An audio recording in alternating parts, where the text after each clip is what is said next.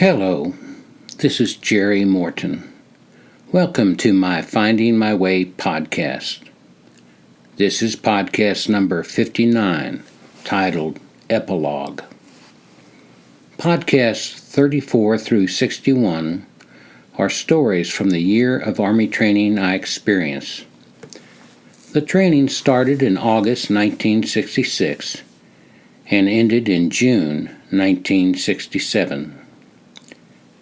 The stories are published in the book Reluctant Lieutenant, From Basic to OCS in the 60s, which was published by Texas A&M University Press as a military history.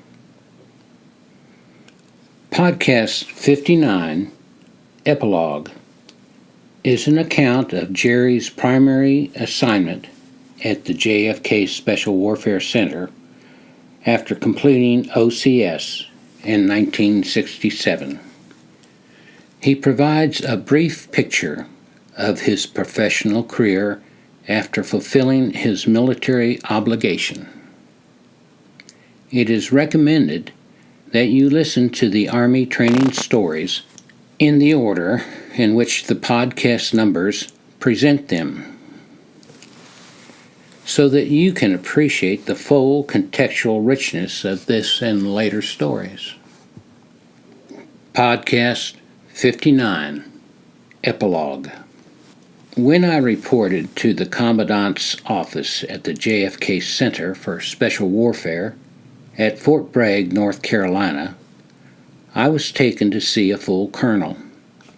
The colonel greeted me pleasantly and informed me that the Psychological Warfare School was expanding its program and creating a staff officer's course in psychological warfare. I was being assigned as a psychology instructor at the Psychological Warfare School.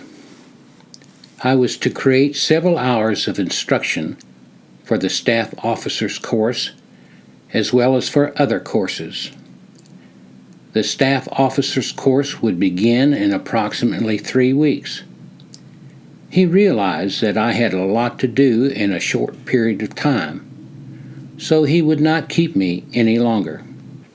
The senior command at the Psychological Warfare School wanted to meet with me as soon as I left the colonel's office. I remained with the Psychological Warfare School for the full 2 years of my military obligation. The citation for the Army Commendation Medal I was awarded reads in part, quote, "He was required to review, revise, and in many instances develop and actually present some 1,350 hours of instruction annually." End of quotation. On 3 occasions during that time, I received orders to go to Vietnam. The Psychological Warfare School was able to get those orders changed so that they could keep me as an instructor. The senior staff officers at the school went out of their way to provide me with relevant information concerning psychological warfare. They taught me a great deal. I gained a better understanding about why people fight in wars, why they change sides, and how important individual belief systems are in determining the way individuals change when under stress. Working with the school's staff taught me another important lesson. Many of the people in the U.S. Army are dedicated professionals with a strong sense of working for the benefit of mankind. This was particularly evident in the stated purpose for creating the Special Forces and articulated well in the book Shadow Warriors by Tom Clancy and retired General Carl Steiner. Ironically, I was one of the instructors for the psychological warfare class I had been assigned to attend after graduating from OCS. Several of my OCS classmates thus were students of mine. Scotty Newsom and Mel Wolfe, pseudonyms, were in the Special Forces Officers Training Program for which I taught classes. We were surprised to see one another in the classroom.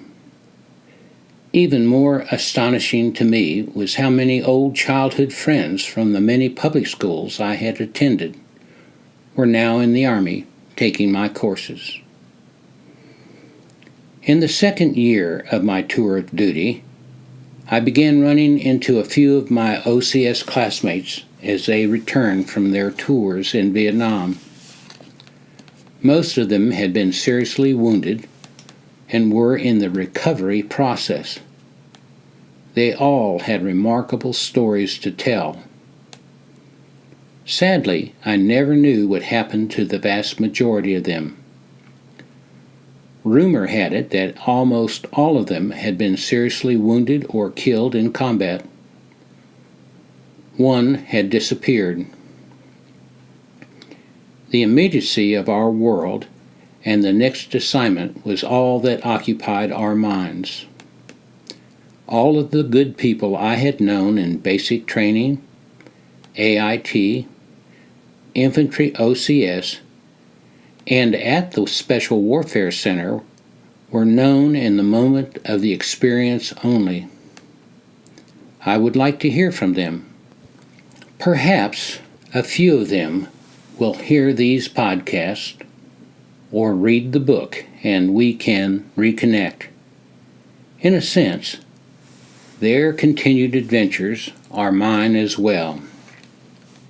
At that time, citizen soldiers had a 7-year military obligation. When you completed your active duty tour, you were transferred to the Army Reserve. I still had 4 years of my military obligation left when I completed my active service. My military occupational specialty, MOS, was declared to be a critical one, which meant that I could be called back to active duty on short notice. It also meant that I did not have to join an Army Reserve unit. I did not have to attend any Army Reserve meetings, nor was I ever called back. Upon leaving the Army, I became the only school psychologist serving 7 all-black schools as they were being integrated for the first time. What I had learned in the Army about the change process and how people and their institutions react under stress enabled me to help ease some of the tensions for the children, the school staffs, and the community.